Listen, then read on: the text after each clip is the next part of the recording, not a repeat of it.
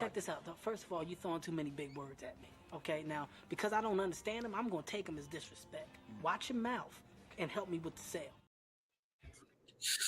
What up, family? It's your boy Amaru. I've been so damn busy that I just didn't even think about making a intro video for this at all. But you know what? It don't matter. We here, you here. We're here to talk about top 100 hip hop songs of all time. It's something that I've been wanting to do for a minute, we're here. We're doing it. I'm so happy to be doing it with my boy Kolby Mac. Kolby, how you feeling, sir? Yo, yo, yo, what up? It's your boy Kolby Mac, and I'm finally back. Woo! I'm good, man. How are you? I'm doing well. Before we get into like lists and all the housekeeping stuff, I just want to know, when I hit you up with this, and I said, yo, fam, I want to do a top 100 hip hop list all summer, 10 songs, a whole bunch of weeks, hours of our lives, so on and so forth. What did you think? How'd you feel? Like this is an endeavor, man. This is an endeavor. For those that have noticed that your boy has not been on Twitter or in them podcast streets like he used to be, I was like, don't be a flake. This is the push that you need to get things going. And it's like, it's in a space that takes up the entirety of my life. And I'm like, why not? I've got the summer. Like, let's do it. Let's celebrate, right? Let's rank, because that's what we do. We love lists. and this is going to be fun. And I think that every week I'm going to challenge myself to go back, to get steeped in nostalgia, to peer through the comments and try to like make sure that my black card stays intact. So, yeah. It's funny you say that because we're going to have actually a good amount of white people on the show over the summer. Just before anybody says anything, it's going to happen. Speaking of, shout out to my boys Andrew Barr and Brooklyn Vale.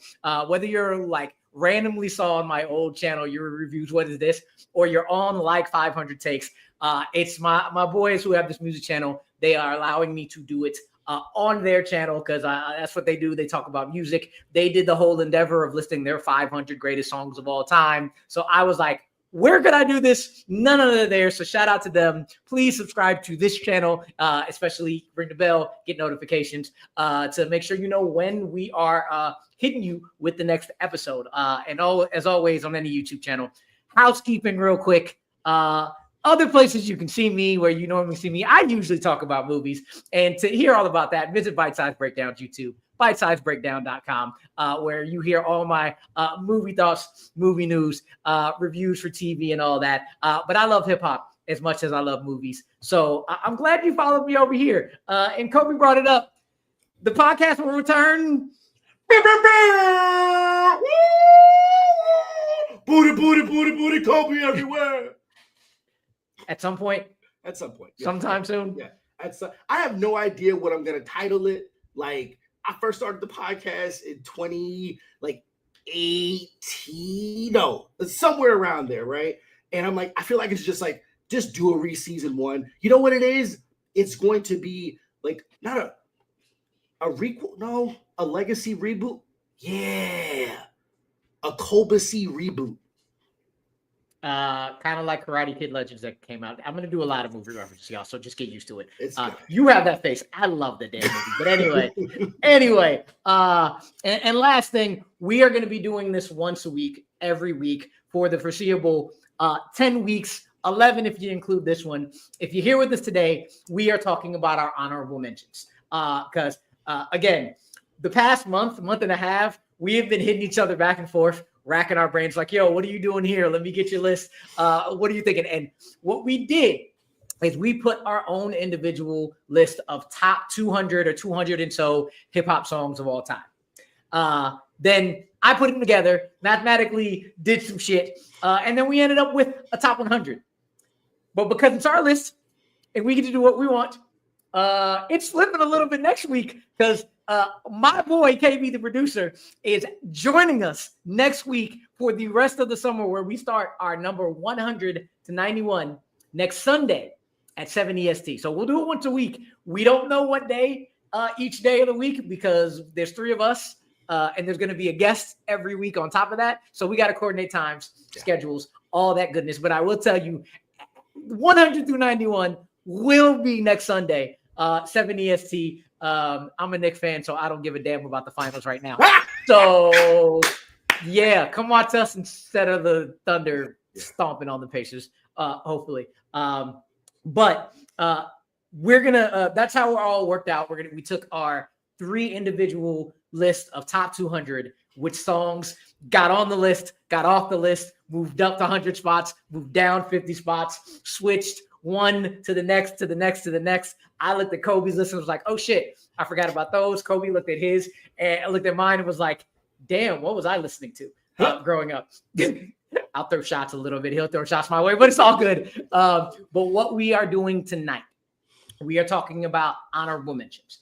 And we're not talking about numbers 101 through 110. Like, we could do that at any point, at any time. There's so many damn songs on this list. So many songs that couldn't get on this list. We're just giving you 5 each that we wanted to talk about. Whether it's 101, whether it's 20, whatever. So with that, I'm going to start us off with my first personal honorable mention. Hopefully it's not coming through. I'm playing songs over and over and over again in the background at all times, just to keep it going through my brain as we're talking about. It's the song I didn't even know was titled Not Tonight. I thought it was titled Ladies Night. For forever. I could have that's how I looked it up, as Ladies Night. I with the sample and everything, but number 202 combined between Kolby and I, it was my number 121. Lil Kim, The Brat, Angie Martinez, Missy Elliott, and Left Eye. And when I say the first time I heard this song, it was definitely through music video. A lot of these songs I got are like music video staples. And when I saw Angie Martinez come through and spit a pretty damn nice 8 bars, I was like, oh, she's got a career now.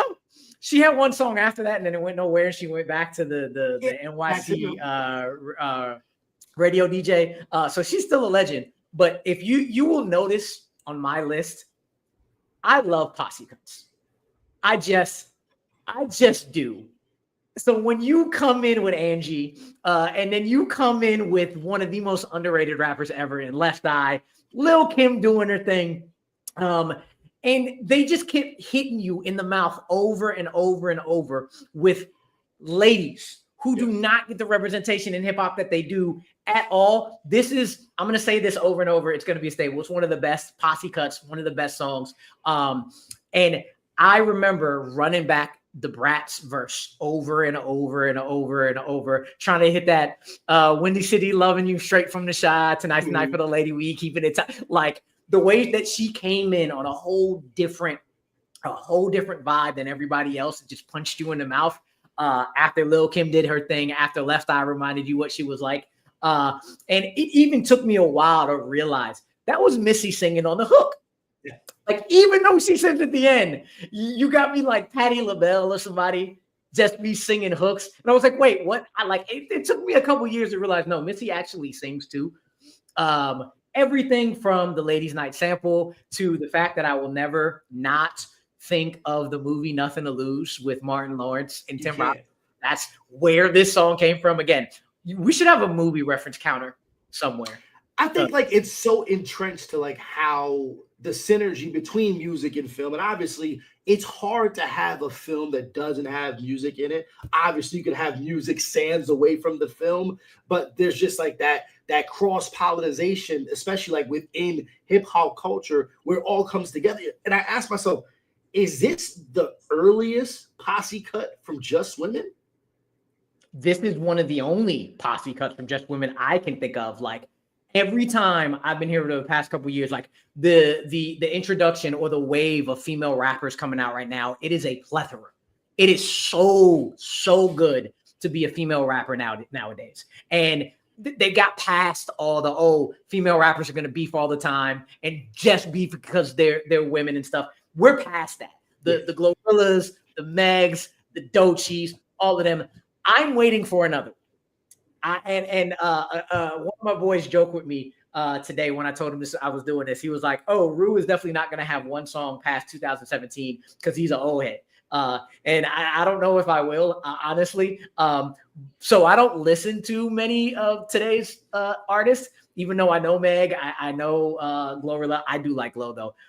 Doechie's one, I got her out. Yeah, it's great. I mean, I can rock with an Ice Spice, right? Sure. Sure. You know, like what's her face with no eyebrows?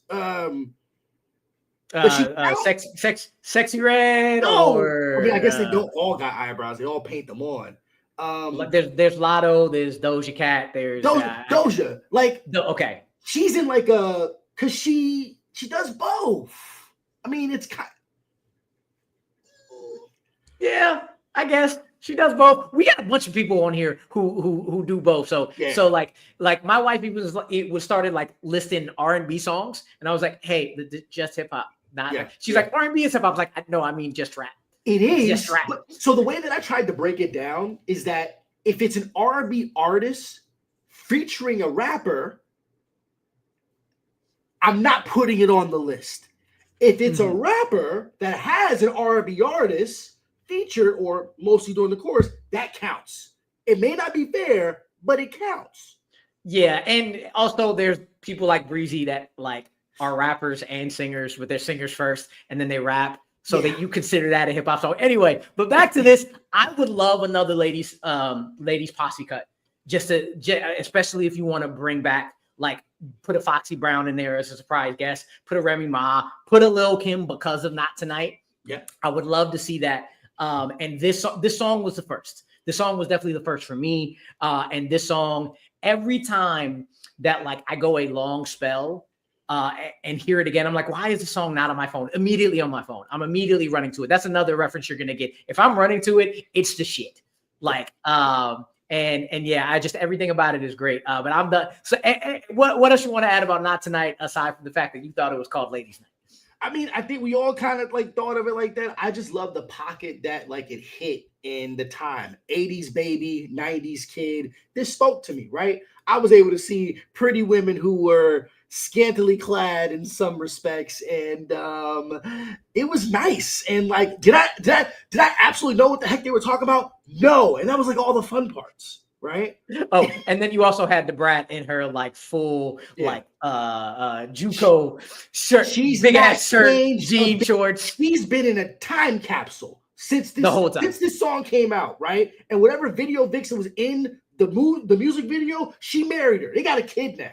Shout out to the brat. Yeah. You watch her on Dish Nation right now. She's looking exactly the same, age. Probably can spit just as fucking well. SWB in the video. Yeah. All the ladies in the video. I absolutely love. But any final thoughts on not Ladies Night, but Not Tonight? My first honorable mention of the list. Shout outs to you. Good way to start out with the ladies.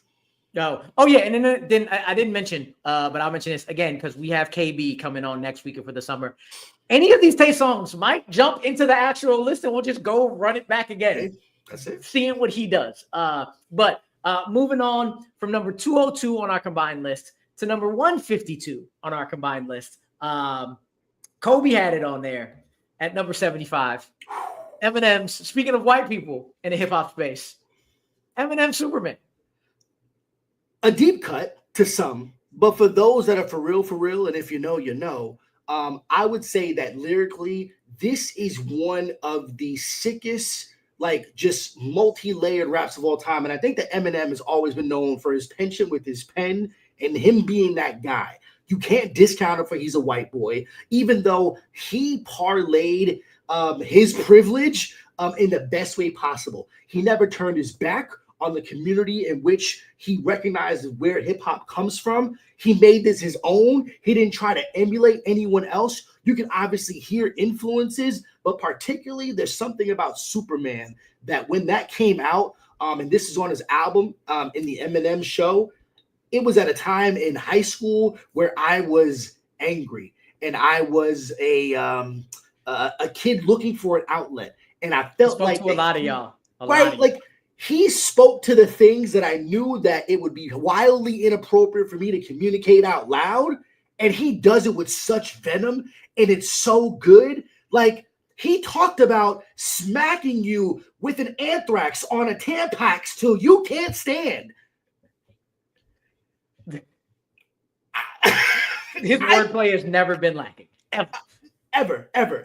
It is just great. And then having the music video with it and just like it brought everything to life. Like it's storytelling, like at its finest. Like this song, there's other Eminem songs that stand out. Stan, Real Slim Shady, like a bunch of stuff. But there's something about Superman that for me, I couldn't put together a list of 100 or 200 and not kind of have this honored in some way just because of how dope it is. I think that I would put the lyrics and lyricism of Superman up against almost any other song. And now, granted, it's very kind of singular in what it's trying to do. It's a very mean song. It's a very dirty song. But, man, it's got a groove to it. I can't be your Superman. Can't be your Superman. Don't get me wrong. I love these hoes. It's no secret. Everybody. Eminem has always been a dude that can flip any flow. And over the years, there have been in the hip hop community, in the adjacent white hip hop community who only listen to Eminem and don't really know anything else. Like he's one of the guys who I still have in my top 10 rappers of all time, if not top 10, top 15. But there's always been this conversation of, oh, he doesn't age well. Oh, he's kind of fell off because he did have a run of those albums or whatever. And I'll tell you the truth. This song and these songs that he had, this Mockingbird, I'll tell you my favorite one of them is Crazy in Love. I would say even when it came out, because I rocked Eminem's show in the Walkman, walking home from high school a bunch. Yeah. Even back then, I recognized and liked the song and recognized the how great he was. These were his songs that I didn't gravitate to as much. Yeah, like I would have to be in the mood for it. And I would tell you even then, just in general, a lot. It takes a particular hip hop love song. I'm gonna put it under the lady song. Let's call it a lady song because this is not a love song. It's a very creepy type of love song, very mean kind of love song. Yes. This could be like for Red Pillars and Manosphere guys. This song could be for them. It's a very mean song. But yo, the way that you said it, I think that there's an Eminem that is like before Proof's death and after Proof's death. 100%. That's there's another artist who's going to come up a lot that I have a very similar timeline. Yeah. Very similar timeline. And I 100% understand what you're saying here. Yeah. It doesn't discount what came out afterwards. It's just different. For sure. But so for Superman, I think this one, again, it was always been a song that I had to be in a mood to listen to. And then like you spitting those lyrics, I'm like, no matter what you do, even like it's harder for me it's always hard to wrap your head around a song if you don't connect to the vibe. Yeah. Like Nas, one of my favorite artists of all time. Lupe Fiasco, probably my favorite rapper of all time, personally. Mm-hmm. Like he's gotten into a recent album drops where lyrically beautiful, but the beats don't hit for me. Yeah. Or the vibe of the beats is not something I'll run back a lot. It's just like, am I going to listen to it today? Am I not going to listen to it this time? That's Superman for me. Yeah. That's what it's always been. But you spitting, you giving the lyrics, me listening to it in the background now, I'm like, this man he can rap about anything about him that he knows about. He can just put words together and it's crazy. I don't know why. Like he's had Dinah Ray. He's had what's old girl's name who took the singing portion when like Recovery was out. Not Dido. He had his Dido, but Dido only did one. It's the one that did not Lighters, but she was also on the Bad Meets Evil soundtrack. Like he's had all of those. Yeah. She could sing, Dinah Ray, but I also was like, I'm all right on your voice. So like I recognize one reason I don't have it on my list is I recognize the just the greatness of him in general. It just was always in that like lower tier of Eminem like songs and groupings of songs. Yeah, because you can always group songs. Artists, but Eminem is one in particular. You know you're gonna get the straight up single for everybody to get that out.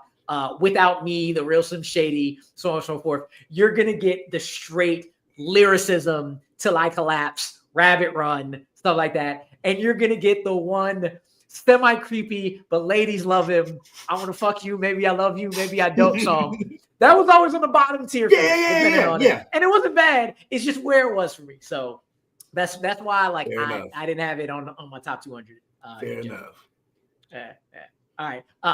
Speaking of love songs, storytelling, JID is probably his most like famous song out. Is called Surround Sound, and one reason is because of the sample of the song that this man sampled in one of my most underrated favorite storytelling songs of all time about women, Mr. Yasin Bey, Mr. Mos Def, number 141 on our combined list, number 68 for mine, Miss Fat Booty, ass so fat that you could see it from the front. She spotted me like paparazzi, shot me a glance with that Catwoman stance in the fat booty pants. Hot damn. I love this fucking song to death. I can remember, Matt Thomas, if you're in the comments anywhere, I can remember, you'll be on next week, driving down the streets of Mayfield Heights, Ohio, having my boy listen to this song for the first time. And when he says, I smashed it like an Idaho potato, he was laughing his ass off in the backseat. People talk about the different like types of rap, the different songs you get. And of course, storytelling rap is always like up there. If you could tell a great story, then you are usually going to get some kind of classic on your hand. A lot of the classics are storytelling joints, me included. People forget that this is a storytelling song. Yeah. Like, one, the beat, the sample is absolutely iconic. It is amazing. Using the singing in the chorus and then dropping it off for each of the verse. I personally have my own personal shout out in my head. The brother that introduced Miss Fat Booty to him was nicknamed Big Moo. Moo is my nickname in my family. So I heard that. I was like, yeah, my brother Big Moo makes space for me to move. Yo, this is my man Mos, honey. Let me introduce. Like, just Mos Def can put stories together and words together like nobody else, and I think this hits everybody. Yeah, you have seen that girl that you want to go up to, but you're scared too. And you're worried every time you go up there that somebody that the girl you're talking to is gonna be like, I'm sorry, but can I have a dance? Ain't really that original. Like I have that, you have that going through your head as you're walking up. But just going from that fear of walking up to a woman to then feeling really good when you see her later and she realizes you are who you are, but you don't present that way. And that also like hits me really personally because like I'm a good looking guy, I guess, but I'm always saying I guess because I'm also a nerd, always been a nerd. So I've never presented that way. I've always presented more like I'm gonna dress how I want to dress. Kolby's disappeared on me.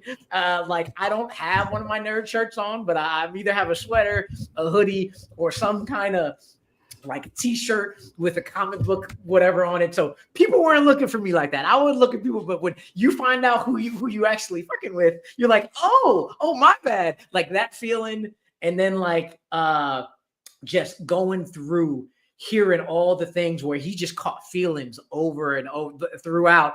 And then when he ghosted her, my one question has always been, who was the banging ass Asian she was tripping with at the end of the song? That's who I wanted to know about. That's who I wanted to know about. When he found out after like 9 months, 12 months, shorty not around, I'm really trying to lock it down. I always was like, but who's the Asian? Who I want to know. I want the next Miss Fat Booty song. And if it's an Asian with a fat booty, even greater. But still, I want the next song. I want to know what's coming. I lost you. We lost Kolby. Can't hear you. You're I think you knocked your mic out, sir. While he's trying to figure that out, we decided to go live. Nope, still can't hear you. Still can't hear you. There you go. Wait, did it knock out again? It did knock out again. There we go. We got you. Cool. All right. Yeah. No, someone needs to take the baton and breathe inspiration to Miss New Booty too, right? I think there needs to be more of a blessing from the older generation to this newer generation to just say, yo, take it and run with it and make this yours, right? not recreate the song, but recreate the vibe of this and let it speak to a brand new audience, right? This, I believe, this sound is quintessential hip hop, in my opinion, right? When I think of hip hop, there was a sound of the 80s that was moving from funk, electronica, that then evolved a bit more to the street of the early 90s, and then obviously gangster rap. And then we this isn't conscious, but this is like that step above. It's still street, but there's something about it that's a bit distinguished and mature. And like, I almost wish that I was like 5 to 10 years older to truly appreciate the groove that these people were on, right? Like, I wanted an extra long tee to be able to wear. Like, I wanted to be a tall, dark-skinned black dude, right? But I couldn't be that, right? I'm 5'8" on a good day, right? And I'm light exactly. Like, it's just not gonna. The beard was here, it's now. It was not there when I was in high school, right? But this song is, I will hum and not know a lot of lyrics to nothing. That's the beauty of it, right? You just know that when this melody hits, you automatically get taken back in time to something that just feels like love and just trying to like spit game and being like the chase of trying to pursue someone. And this is what it's doing. It's great. Yeah, and like you talk about the next generation, like that's what JID is one of my favorite rappers out now. And when he took this beat, it's not Miss Fat Booty 2, but we made surround sound, and I was like, do it justice. And he 100% did. Like, again, I'm listening to it in the background, and like all of that, just the little things where like before the next verse, he says scene 2. And it's like just the small little details to put you in a movie, to put you in that story. Like, it's a song that no matter how many times you've hearing it, you hear it again and you find those little details. And his flow to like put to go from minimal syllables in a bar to like 10, 11, 12 in the next bar, and it feels so flawless. This is again, classic counter. I don't know, classic storytelling, classic Mos Def. Absolutely love this one. All right, going from that, also tied for number 141 on our list. Going back over to Kolby, 50 Cent's first mention this summer. I am so surprised that this was not higher for you. Now, granted, I have an implicit bias, all right? Born in Miami, raised in New York. Whenever school was out, my mother couldn't afford no sitter. I got sent to New York. I used to fly by myself. I used to stay with my grandma in Yonkers. So there was a time where everything that was New York, I got the best of both worlds, right? And 50 just came at a time during middle school and even more like in high school, like afterwards, where Wankster wasn't it for me, right?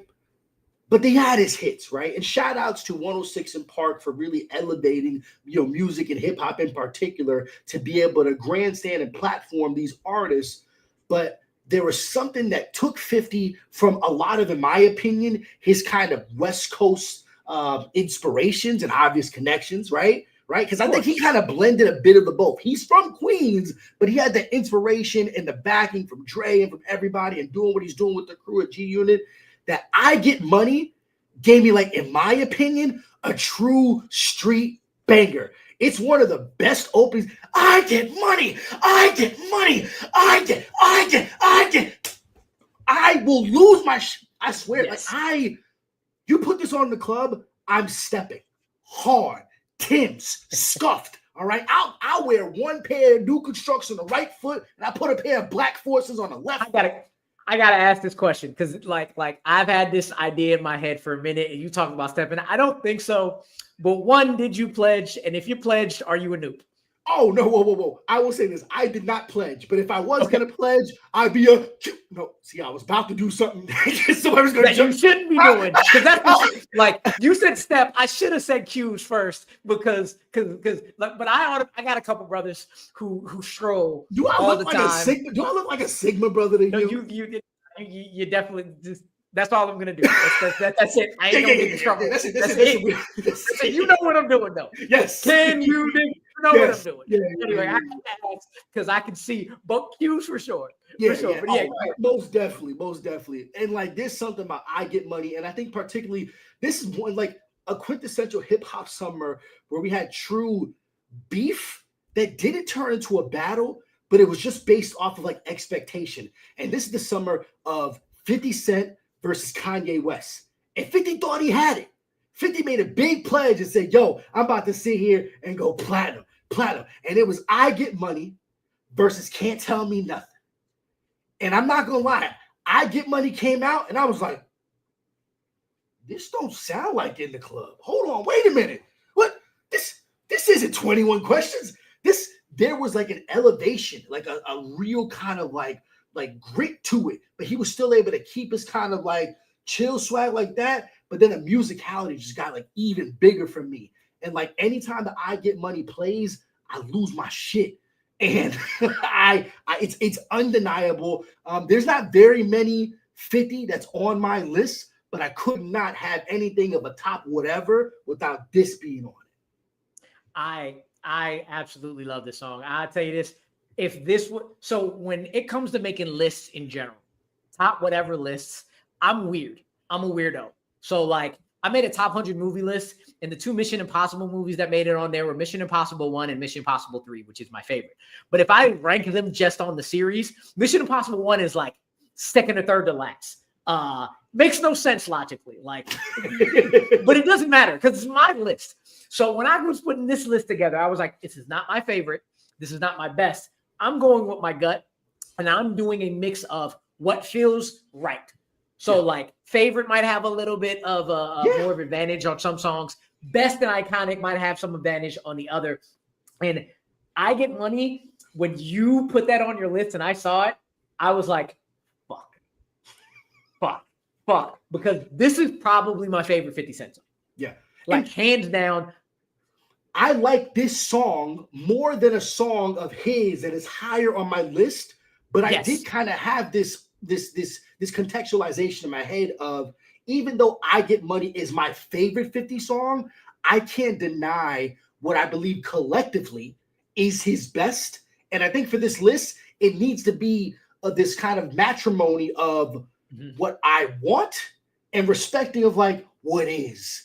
Exactly. That's exactly what it is. Exactly what it is. So when I saw it, I was like, oh shit, I probably should put this on somewhere. And then I looked at the 200 I had. I was like, well, what am I taking off? Yo, this is an impossible endeavor. Like, yeah, there's so much quintessential hip hop. And obviously, we're going to have our biases, right? I have some cultural and geographic biases and stuff and things of that nature. I've got some time biases in my nature, right? The challenging part is that because there's 3 of us, my hope is that it would show up on yours and it would work itself out. The universe will make it happen. It will. You were talking about like the West Coast influences because of 50.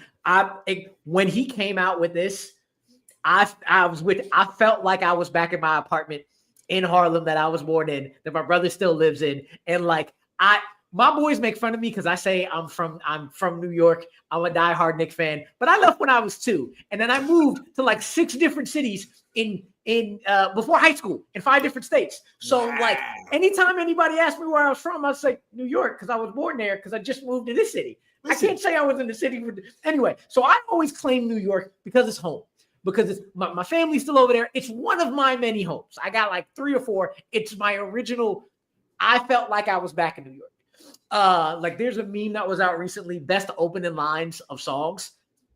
I sold quarter water in a bottle for $2. Coca-Cola came and bought it for $1 million. What the fuck?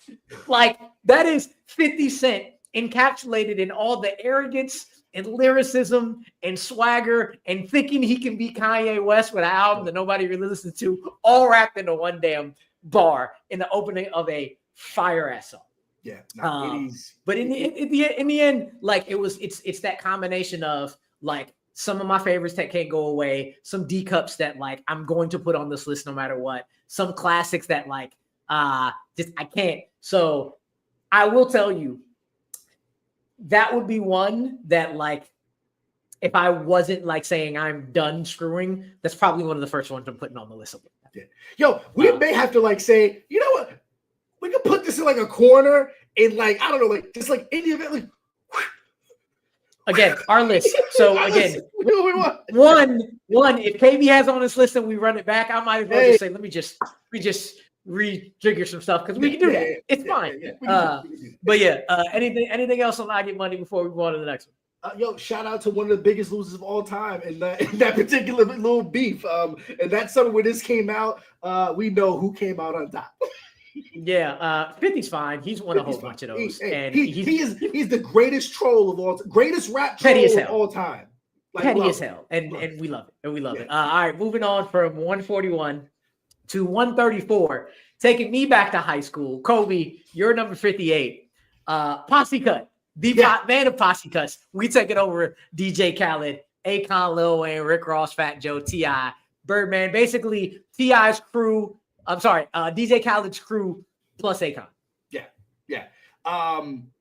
This was super unique because it's like, I'm trying to remember where Khaled was beforehand. And I couldn't like, not that I did like a crazy amount of research or anything like that, but I was like, when this came out, I'm a New York kid. I was born in Miami, right? So to be able to claim this as, I think, truly one of the greatest, not only Miami songs of all time, but the music video is iconic Miami. Star Island, speedboats, everybody named Mama in it. Now, just because I look a little bit like Khaled, you'd be surprised how much I get this thing, bro. It is nuts. Are you related to DJ? No, I'm not, right? Just because I'm round and I got a beard, like I'm bald, all right? He's got a little bit of hair, you know what I'm saying? But you know, it's all right. This song is hype, and I think if anything, if there's one word that I can associate to DJ Khaled, is hype. He knows his lane. He sticks to it. He can be redundant in some instances, but this is what started it all, right? This is putting the Posse Cut and saying, this is how I'm going to be able to carve out my lane. And I'm getting not only some of the best rappers in the game, they are dropping some of the best bars ever. And I think Lil Wayne, he parlayed that rap punk kind of like, era a little bit. And this just like elevated it that much more. Like everybody in here came with it. I mean, Akon, obviously, he's just like, singing on, the chorus and whatnot. But Wayne, Ross, this is probably, I mean, granted, it's not Fat Joe's best song, but like, this is, I think, what put Fat Joe like in that space to go to like really, all right, I'm going to take a little bit of the front stage, right? And build it together. This is my favorite Birdman, right? Birdman, I'm not really big on, but like, he did his thing, and it's kind of like in there. And this is everybody just taking their turns and doing their thing. And we taking over. Like, it's fantastic. Speaking of Birdman, and before I just had to interrupt you, you just reminded me of another. I'm one team. I need a leash. I'm sorry. You just reminded me of a song I completely forgot about that I have to think about now. Birdman and clips. Fuck it. Whatever. Just so many. Yeah, so many songs. Anyway, keep going, man. Keep going, my guy. I mean, it's just Wayne is so impressionable to me, right? And he's gonna show up a lot on my list, and I'm glad that I've got so much kind of crossover to celebrate what hip hop has evolved in my own personal development, from boy to man, and having this has just been like out of this world. Yo, DJ Khaled, like, I feel like that you can't tell the story of hip hop without these party anthem posse cuts that just keep doing it. And he's not stopping. Like, another one. Like, he's so, bro, this guy is doing content with Ashton Hall, running, looking the same size. Like, come on. He was on Weight Watchers, and Weight Watchers lost. He still won, but Weight Watchers lost. Yeah, DJ Khaled is ridiculous. For me, when you put this on here, I was like, we taking over? Really? And then I listened to it again because I haven't listened to it since high school. This is one of my anthems in high school. And I'm going to tell you, it's because of T.I. and Wayne. Because they capped, I have my absolute favorite DJ Khaled posse cut, hands down. But every time I hear this one, when T.I. starts off and Lil Wayne ends it, it reminds me of how high school broadened my hip hop listening, because I had the hardest of hard New York East Coast hip hop bias for the longest of time. And then I moved to Cali in high school, and I had some West Coast stuff, Bay Area stuff for sure, but I actually started paying attention to the down south rappers. Yeah, Dirty South. Yeah. And I'll tell you this, I'll give it to you now. Just it'll be a theme for the summer. I still think, and don't kill me for this, that Lil Wayne is the most overrated rapper of all time in my head. Just because, and only because people want to say he's the best rapper alive. I don't think it's fucking close. I don't think it's even a conversation. However, when he does verses and he does guest verses, he's one of the best punchline dudes ever. Okay, I'm glad you said that. I personally, and it's crazy because he just announced the Carter 4, tour, stuff like that. I'm like, yo, I think I gotta go with this. I am not his biggest fan of his shit. Yes. What he does on other people's shit, exactly. I can't. He goes someplace different and 100%. Represented in my list. I don't even know what to call that. Like, what skill set is that? It's like I know I gotta share the stage. It's him, it's Luda, it's Busta, it's T.I., it's I know I'm missing somebody else. They get Jadakiss, they get on somebody else's song and they just decide to go to another level. It's truly astonishing because like as I was doing research for this list, and I'm like, Wayne is here a lot.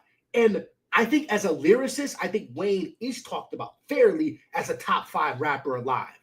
But in regards to an artist of his shit, I don't like his songs. I don't like his songs very much. I can rock to them, but it wasn't it. But like, I'm Untamed. I need he actually goes hard at the end. Like, I listened to this for the first time today in a long time, and I just started I knew every word to T.I.'s verse. I knew every word to Wayne's verse, and I was just like, yeah, I rocked hard with this in high school. I rocked real hard with this in high school. But that, again, reason why it's not on my list, just because I still have my other biases, specifically my time bias, but it's all good. But speaking of another one, from 134 to 126, another one. DJ Khaled. Yeah. I'm on one, featuring Drake Ross and again, Lil Wayne. It was on Kobe's list, his number 59. I just think you might start seeing some what things are going to look like from the actual list as you see the songs coming up today. Yeah, I feel like there was high school, early college Kolby, and then there was after college, assured man Kolby. And this is the graduation of how Khaled continues to just be a hit maker, a summer banger, the king of posse cuts, in regards to how he produces music, and he knows just the way to be able to get everybody's best. There got to a point where Wayne was so good with features, he's so automatic. It's just it's an expected all right, what you got?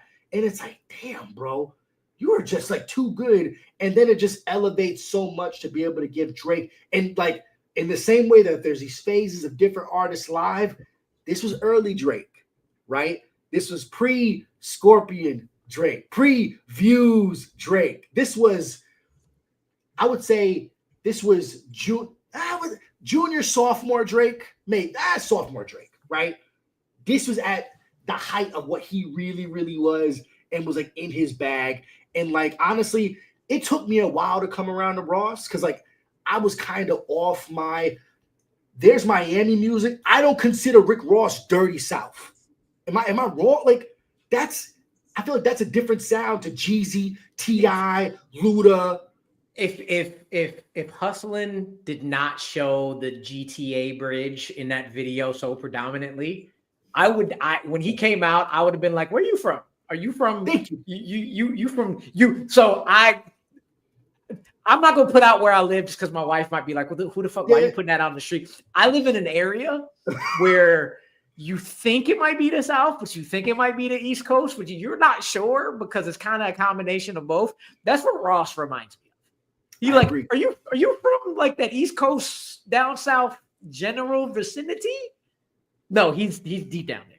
Yeah. And as someone who grew up in Richmond Heights, 305 to the day I die, like I should have liked it, but there was something that was a little posy about him.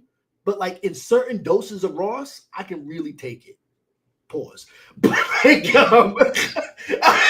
I just I'm on one is like just right up there. I ain't done this in a minute. It's been a while since I've been able to do these. I'm gonna start doing them a little bit more, but I had to. I mean, this is just it's. I'm on one is another one is like the grouping of Khaled. You almost like. I think that there's definitely something that's in the hierarchy, right? And this is one like I'm glad is like a nice honorable mention. And who knows, like KB's list is gonna be really, really interesting to see what happens with it, because once again, this to me I think is a hip hop, a modern classic. Yeah, there we go.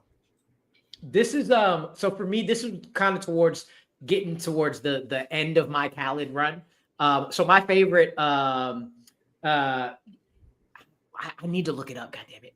What's the Khaled song that has Jeezy so right at the beginning? I'm so. But hood. I think the remix and Yeezy's on the remix, right? Yeah. I'm so A-O-D, walk around this hot damn money on. I go off when that because it goes from him to Luda to Busta to Big Boy to just back to once I get to Fat Joe, I turn it off. Correct. Yeah. Like, there's levels to like. There's some features just like I just skip. Yeah. But those that first back to the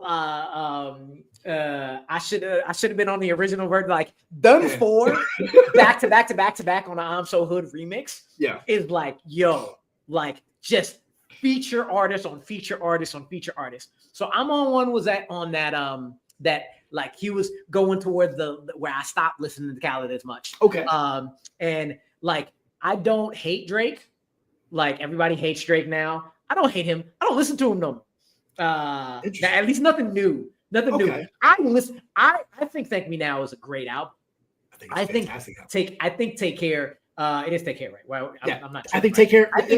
I understand that Take Care is a classic. I do also have personal things connected with that album that makes me not want to ever listen to it ever again, because it brings me back to places that Drake songs usually bring a lot of people back to. I don't like thinking about it, or at least I do think about it. Actually, I take that back. You'll learn about me. I'm very open. I think about things and let it through, but I don't listen to them songs. Him and The Weeknd, them two, they songs come on. I can't because I think at times I'm in a much better place. You're not messing with Crew Love? Crew Love ain't for you? No. Because there's a thing that was going on. It wasn't great. It wasn't great at that time. It was not great at the time. I've never been in a bad place, but like maybe the lowest point of my time where I was still very happy. But them songs was on rotation in my general vicinity. Shout out to my wife. She is the most lovely person of all time. Thank you. Anyway, but I do think Drake is very talented. But this was one that I was like, and I was the same with Ross. You already have Wayne on there. You already have Drake, who I'm like hit and miss. And Ross, the epitome of Ross to me, there's I think the first or second or third song on Nas's Life is Good is called Accident Murderers. And it's about dudes in the hood doing a drive-by, trying to shoot one dude, and you miss. And you accidentally killed somebody else who you knew, who you probably were trying to protect to get out of the hood, but your dumb ass couldn't aim. So you hit the wrong dude. Called Accident Murderers. Ross comes on the second verse. Nas has already laid out the premise. He's already laid out everything that the song's supposed to be on. And Ross is on there talking about his chain and money and his mafioso rap. I'm like, dude, lyrically, bar for bar, this is actually pretty good. Well, what the fuck are you talking about? Read the room, nigga. Read the room. What do you do? This is called Accident Murderers. Like, take that verse and put it somewhere else, my guy. Yeah. What are you doing? Yeah. So, like, I'm with you on the Ross thing. So I will say, running it back, you cannot deny that Khaled can put together a fucking beat, though. Oh, yeah. This beat, like, I will not turn it off just to listen to the beat. Like it is that good. But that's where I was at when I'm on. When I'm like, all right, cool. Again, took me back to high school, early college. It was cool. But yeah, that's where that's at for me. Any last thoughts on I'm on one? Hey, I'm on to the next one. On to the next one. All right. Back to you one more again. A lot of similar people, but number 118, another female rapper, lady rapper. I like saying female. I'm sorry if y'all are offended. Woman, female, lady, just dope in general. I don't listen to her much, but still dope. Only by Nicki Minaj featuring Drake, Wayne for the third time in a row. And somebody else will be seeing, is he a rapper? He's a singer, but he thinks he can rap. Chris Brown. Yeah. I think I look at it this way. I wanted to make sure that there was a certain flow to my rankings, as if I was curating a playlist to be able to give to a DJ. And I also wanted to make sure that I was paying homage and honor to as many different pieces of what the story of hip hop is to Kolby. And when I was thinking about female MCs, like I do, granted, I grew up on Kim. I will never forget growing up on Ravine. Shout out to Second Unit in Yonkers, right there down near the waterfront. I was down there late at night. It's 2:00 in the morning on the set of the Money Power, on the Money Power Respect video. And I'm like, look, look, like she was an icon to me. And then Nicki came out and I said, she's the remix. And she's a beast. Mm-hmm. She is truly one of the hardest female MCs that of all time. And I wanted something that took the bits and pieces of what I fell in love with Young Money and you see the trajectory of what their growth was. And I feel like that's what I got in Only.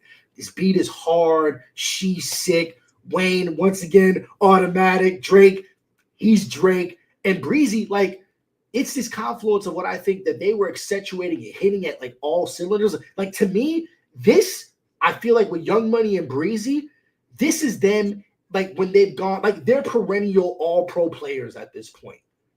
Getting it on and putting it on for her. Let her as a lead-off hitter and getting on there and it's just bam, bass hit, double, we're gonna knock that out the park. I think this is for her. This is one of my favorite Nicki songs, and the fact that it's got all these other influences that speak to me, I couldn't not have it on the list.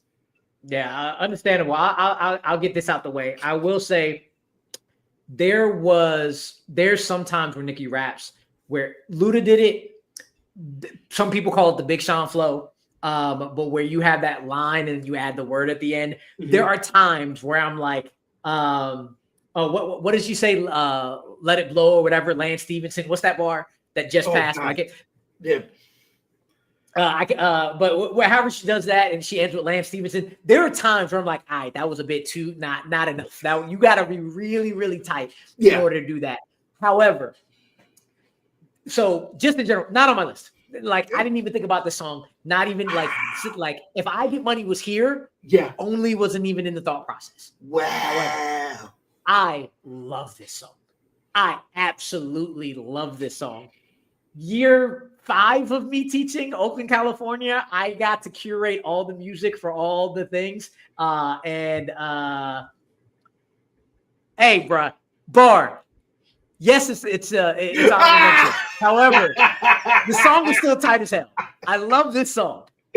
Anyway, I got to coordinate it, and I was like, I need the edited version now because the little kids will love this song, and I love this song. You said having Nicki lead off, the exact opposite of what Ross does on Accident Murders. She starts off, I never fuck Wayne, I never fuck Drake, and just goes from there and goes off. And then I'll tell you, this might be one of my favorite. This might be one of my favorite Drake verses.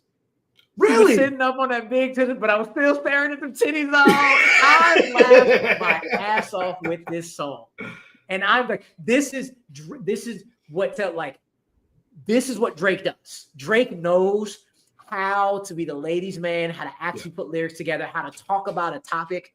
And Wayne sounding as high as ever. I never fucked her, but if I did fuck, I'd fuck her up. It is. And Chris Brown showing for the right artist, which is almost anybody, he is low-key Nate Dogg like levels of being able to get you a chorus that is dope as shit. Like, I love the beat. Is just so simple. Like, it's so simple. It's so great. Like, I'm like, how do you? You know what's funny? That what you made me think of. It made me think of that Lil Dicky song where he that 6-minute Lil Dicky song where he just got done fucking old girl. Then they talk about this bitch don't know about Pangea. I see beats like that are dope. They're dope as hell. So it was never gonna be on my list, but when you put it on there, it's like this has grown me being able to reach back to a song coming out. I was like, I like this a lot. A lot because all three of them are just talking their shit. Yeah. All three of them. That's what this is. And they're keeping on that topic of. We're all at a place to do whatever we want. Fuck the rumors. Like, that's what this entire song is about. That's the other thing. Everybody always talk about Nikki this, Nikki that, who she fucking, what she doing. And she just said, fuck all y'all. That's what it is. And then following her lead on that for sure. Yeah. And I think there's such a unique way how the storytelling of the rap gets elevated by these songs, and where there's gonna be songs that take place in unique periods of time. This is songs that are aware consciously by being inserted in the thrust of the social media era. Like, there's gonna be so many songs that are gonna come up on our list that they never had to worry about anything happening outside of it. Yeah.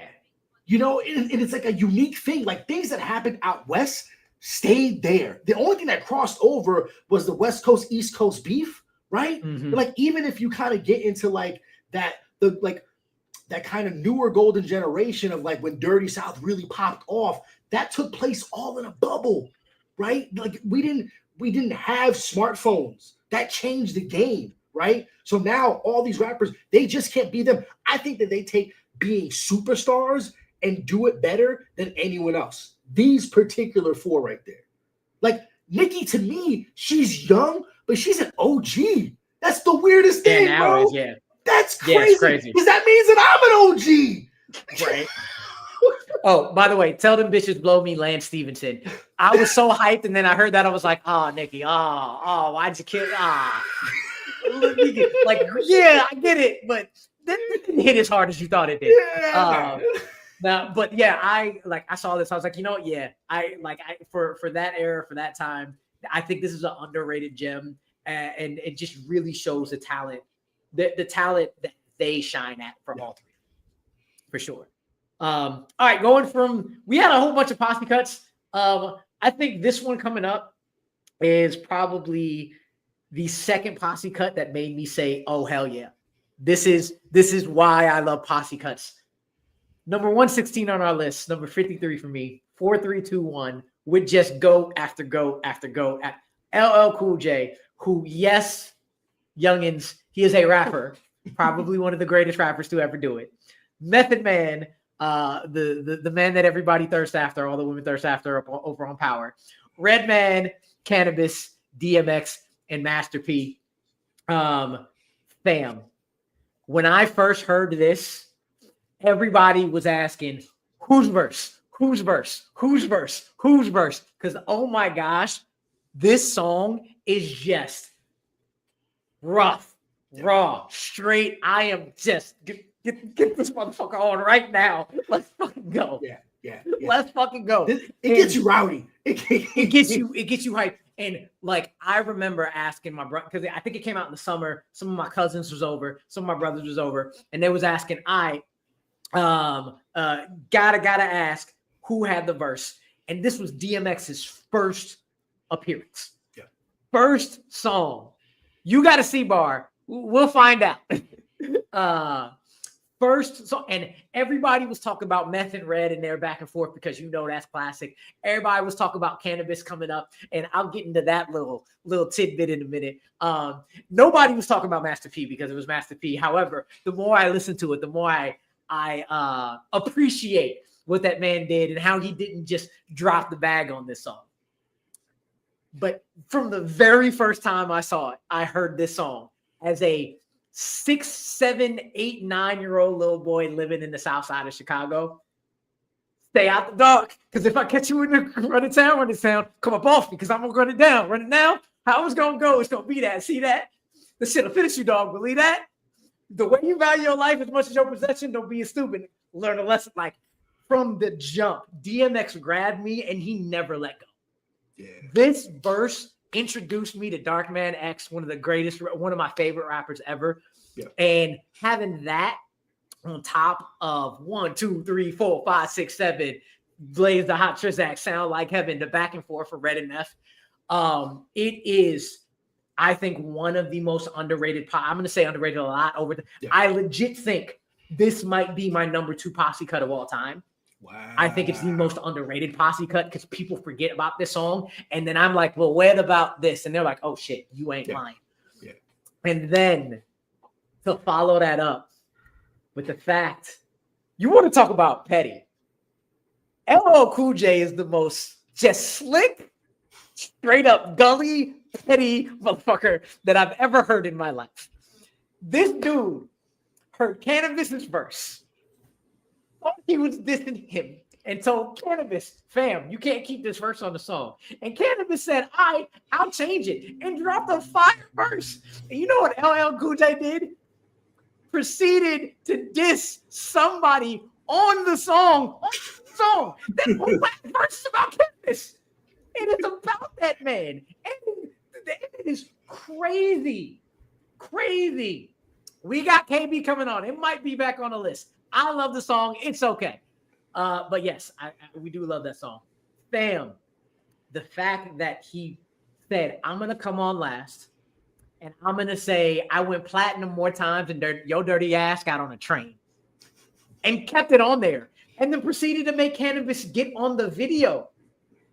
The gully ass video still and kept the verse. I think it is crazy. The art of music video is so lost, and I don't think we're ever going to get it back, right? I don't either. And it's like we are going to see how connected it is to this list. Yeah. So connected to this list. Yeah. Definitely, I would say top 5 Halloween music videos without being specifically about Halloween ever. 100%. Like it took me a minute to realize they all were doing just hood versions, a Hollywood trope for sure. Cannabis with the football jersey, and all that for sure. Yeah, Red with the mummy and stuff. Like I wish like when this came out, it was a little bit earlier. Like in like me kind of, I was much more of a smoother guy. And when I got put on to LL Cool J, like I think everybody got your mama said knock you out, right? But then I was on like LL Cool J, like love. I need love. And like he's always been. He was never at odds, but he always made sure I'm gonna give you this. I'm gonna give you this. Like he had that all the time.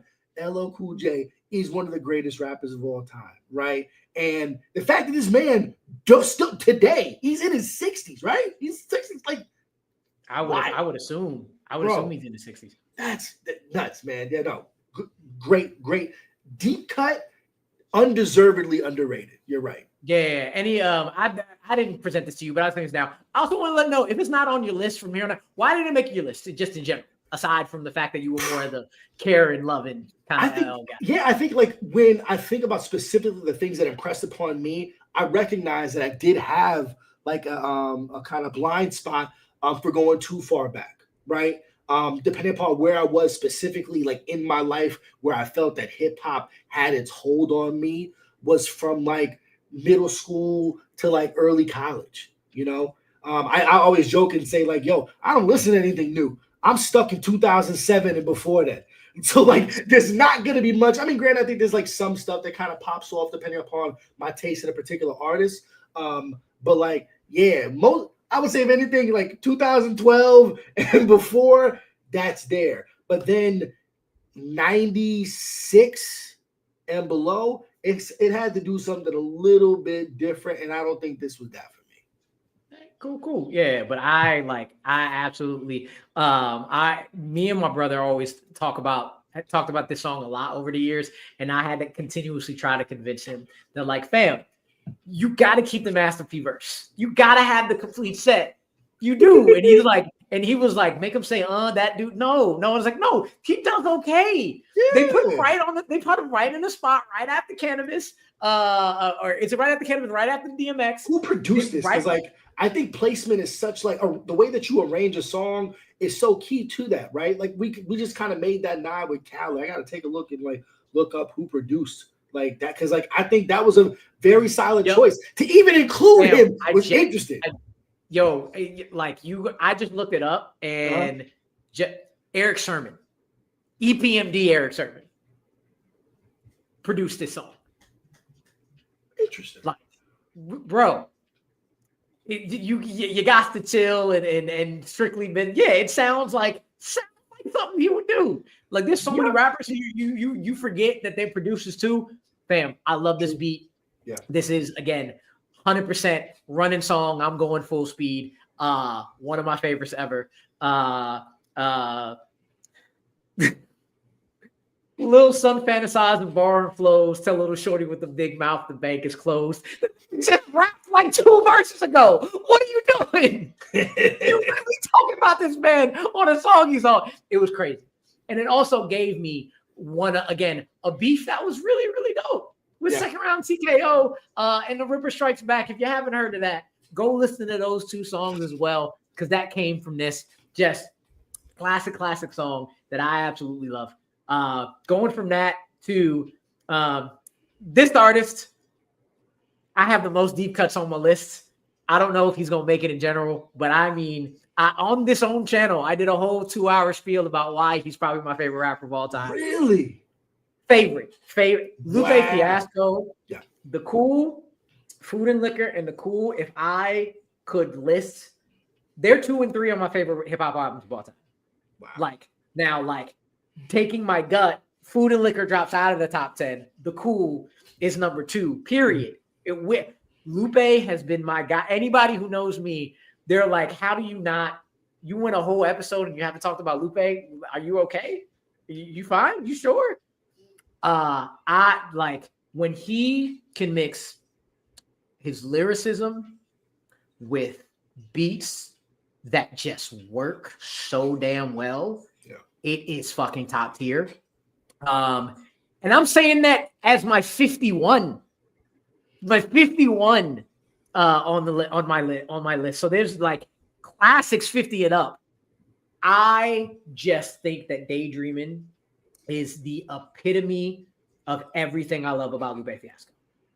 Like, he took the whole first verse and he turned Chicago into a robot. And he doing drive-bys like up and down the thighs. There's a car chase going on at the waist, keep a vest on my chest. The city of Chicago was the robot. The city puts him on his back and he goes flying, because not only is he from the hood, but he is the smartest motherfucker from the hood, you know. Me. He is me. That's period. Anybody who watches Severance, you listen to the song that is the intro music. That is Daydreaming. That's the same sample. So when I heard that, I was like, oh, Lupe, let's go. And fam, you can't ever go wrong with Miss Jilly from Philly. No. Ever. Like, it is, you were talking about LLs like straight and straight up. Lupe goes from super Lupe lyrical, where again, at times, if he doesn't put the right beat on it, you're like, oh, this is great to listen to. I don't know if I'm gonna listen to it again for a month, but this is great to listen to. This sample with this singing, with this amount of lyricism, with this amount of, like, it's not a story, but you can see the whole thing. Again, the video of the robot, it is just the epitome of what hip hop can do for people in my eyes. Because this was starting to get, like, Kid Pusha came out, people were starting to really accept wide and realize, no, there are a lot of black skater bros out there. Yeah. Like we don't put it out there, but there are a lot of us out there. Like Wayne started to do it. Lupe kicked the door open, and then Wayne said, "Yeah, I'm there with you." All them. Yeah. So like, and this is straight metaphors, straight bars, straight authentic. And then he goes from that to what I think he does really well is in stats. And so Chicago is the robot in the first verse, putting Lupe on his back and raising him. And then the second verse is the satirization of hip hop and the industry in general. Somebody please put the titties closer to the 22s, and with the champagne, I need champagne. Go as hard as you can with the blunt in your hand. Like his mind and his ability to just mix all aspects of what being a person is, let alone being a Black person, let alone being a Black nerd. And when you say nerd, I mean nerd about anything, nerd about hip hop, nerd about skateboarding, nerd about comics, nerd about anime. And then you get I can't say it enough, getting Jilly from Philly to just belt Daydreaming in the chorus.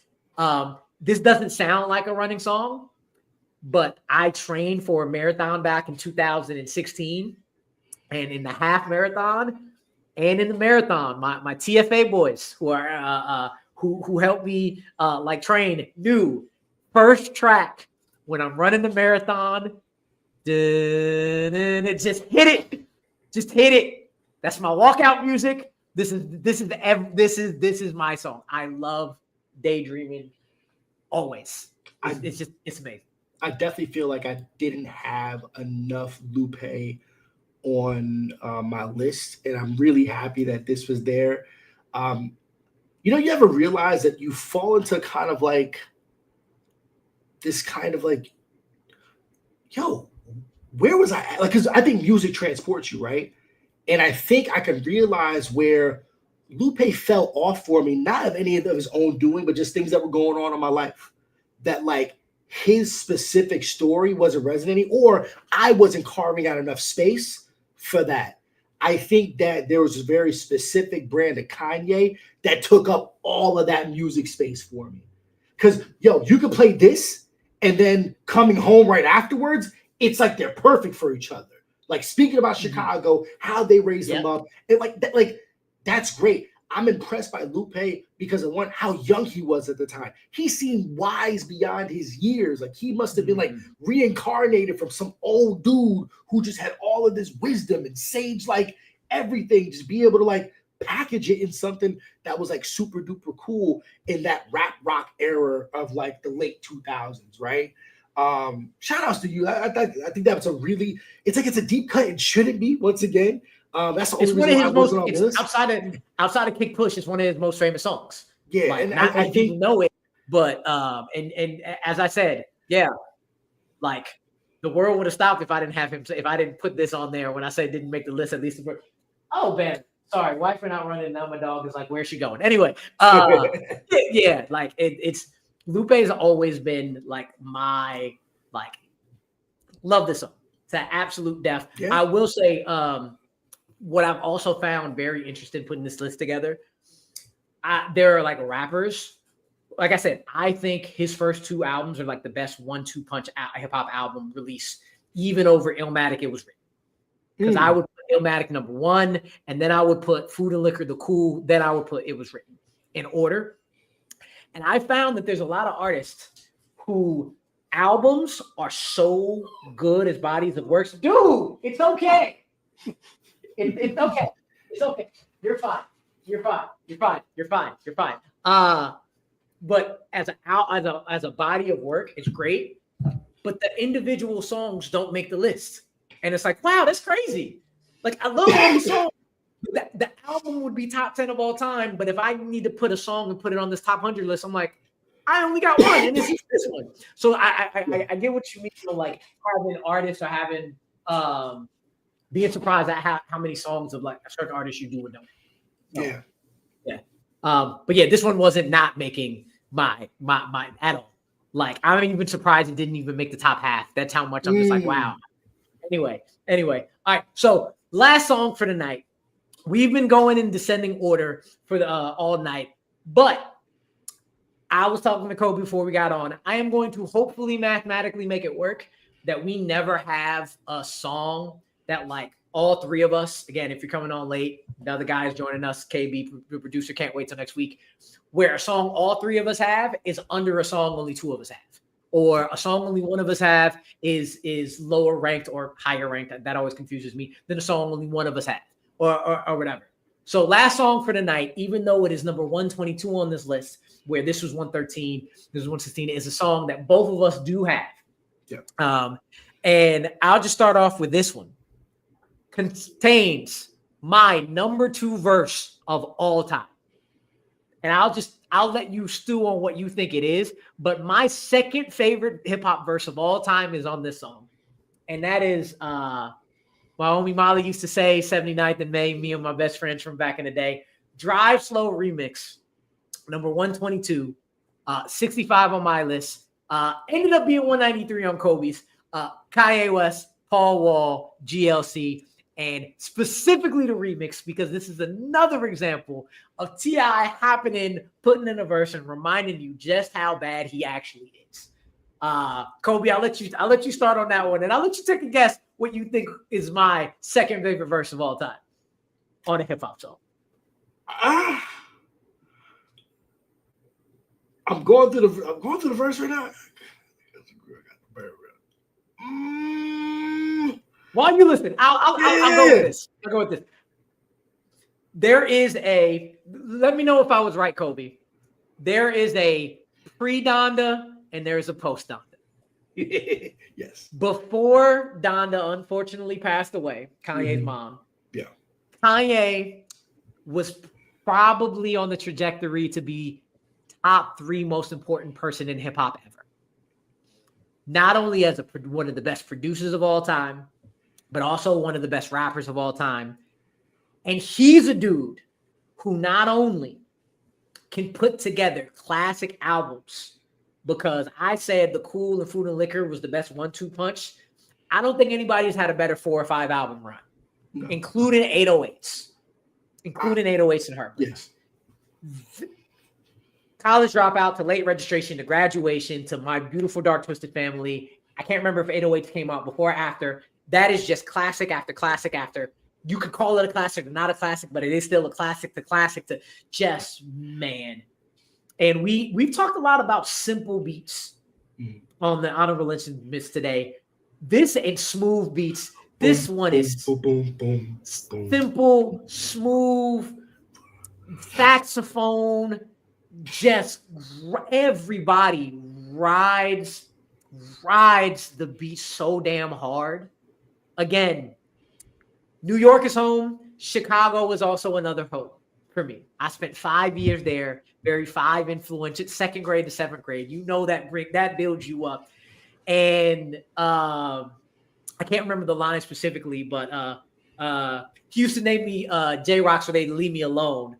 But I'm like, yeah, GD and Stones, like you don't mess with that. So like I felt that. Fuck all that flirt. Now I'm trying to get in some draws. Just again, growing up, trying to fit in. I think this song is one of Kanye's best. Yeah. Period. I think, and then when I heard T.I. get on the end of it, and this is right when he got right back out of jail, when his boy just died. Looking at my life through the rear view mirror, all the problems I had, it seemed a lot clearer once the time had passed. Like that was the verse to me that T.I. went from we both blacks in the word, from nigga to Negro. Yeah. Like he put on his suit. He's T.I. He's no longer Tip. Yeah, he went from Tip to T.I. on this verse. Yeah. I've been through some shit. I got out the storm. My boy just died. Like, but I got God behind. Like when I liked the song in the first place, I heard T.I.'s verse, and I'm just like, damn, you just enhanced the shit out of a song that is so damn great. I knew, and this is low key a D cut for people, some people for Kanye. When I said I'm putting this together, this is one of the first songs I said this is on the top 100, point blank, period. Yeah. And again, one of my favorite verses ever. But I'll let you go, and then I'll bring that back. It's so hard because like my top 100, half the list could have just been Kanye. He's my favorite rapper of all time. The journey that I went on, I remember, it was like, it's crazy. It was like such a distant memory. And then when I watched this documentary that you find on Netflix, I remember watching it at Sundance a few years ago, and I got taken back through a time capsule because I remember being in Lincoln High School, Yonkers, New York. Like, I remember my second day of school was when the Twin Towers fell. And I remember having on a burned disc, not this, but early Kanye, like pre-college dropout Kanye, him trying to get put on, like in the early 2000s. So I feel this like symbiotic nature to everything that he did, that I felt my life kind of like, even though he was doing things completely different than like I was being a high schooler and stuff like that. But like, you're right. There's been some good 1-2 punches. And going from graduation to the maturity of Late Registration to what I truly believe is one of the greatest hip hop albums of all time in Graduation. And then to switch it up, because 808s came out first. And then he had My Beautiful Dark Twisted Fantasy. And that was like, there was like the this dope rookie. And then like this super vet and Late Registration and everything that's on here. Diamonds, Gold Digger, with your boy Lupe Fiasco, Touch the Sky. Like, how orchestral.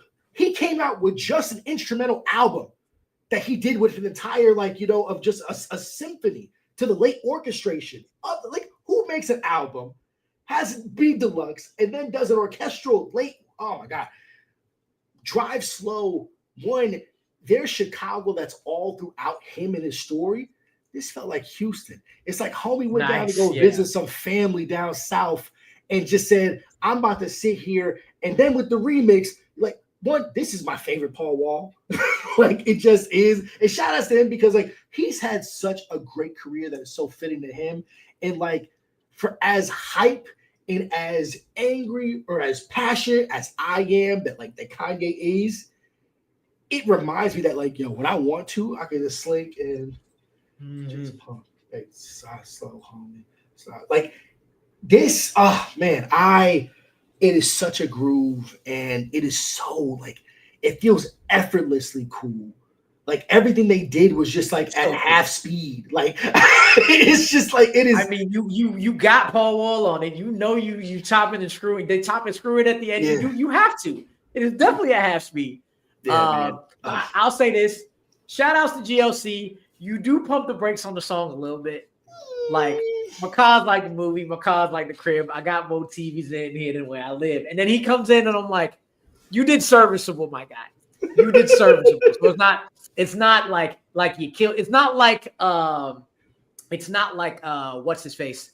Master P on 4 3 2 1. It's not that levels of you dropped it a little bit, but you kept it going. But it does pump the brakes a little bit. So that's also why I love T.I. being on the end of it, because it ends it in such a high. But you mentioned it, dude. My brother looked at me like I was crazy when I said, yo, Paul Wall's verse on Drive Slow is the second best verse in hip hop ever. I love Paul Wall so much. I don't have none of his albums. I only know his singles. I was like, that Mexican OT came out and let Paul Wall finish just like Johnny Dang. I was like, hell yeah, because of this verse. Again, I grew my appreciation of the regions of hip hop as I got older. When this came out, it was the perfect timing. If you can say the same thing over and over and over, but in every bar, it sounds different and immaculate. I posted up in the parking lot, my truck waving. The Candy Boss is immaculate. Simply, that man says the same thing, I think 6 times in a row in that verse. And every bar is different. Every bar has different wordplay. Every bar is a picture painted. I didn't know what the fuck a bopper was until this song. And it made me look up and dude, I like Lupe Fiasco's second verse on Mean and Vicious is my favorite verse of all time. This is right under it. And Paul, this verse to me, I will run back. I could run his verse back 4 times in a row before listening to the rest of the song. I absolutely love the swagger, the authenticity, the vibe. of being able to tell me how bright his grill can shine in the daylight. It's just beautiful, beautiful wordplay, beautiful illustration of who you are. I love that verse. And it's basically the reason why I'm like, there's no way I'm not talking about this song. No way. Absolutely, absolutely immaculate. Yeah, this song is I'm glad that we made space on the honorable mentions because I had to like pick my Kanye really delicately. And I think it speaks to like the level of just like how much dope shit that he has. Because I was like, man, but yeah, I'm happy that we got a chance to be able to like talk about it because it's I don't know very many songs that sound like this either. Like even from that region, like it's like elevated Houston, right? Like this don't feel like Chicago. It feels like in that region, but a bit more. I think it's a perfect like marriage of it, you know. I hope Kanye can get to a place to kind of get back to. That's so funny. I got a pin that says I miss the old Kanye. Fuck, yeah. I miss the old Kanye. Oh man. There are going to be a couple of artists on here that were like music person. Yeah. At least in Kanye's, and this is the only thing I'm going to say about it, I am firmly in that man has a mental illness, and since his mama died, it just, I feel bad, but you still on some bullshit. Yeah. But anyway. The music is that run is crazy. Kanye is still one of the most important people in hip hop, period. Whatever the man is going on with in his life. But that is our honorable mentions. We had 101, 102, 103, but we were just through songs that we really, really love. Started out with Not Tonight. That was our 202. Went over to Superman, which was our 152.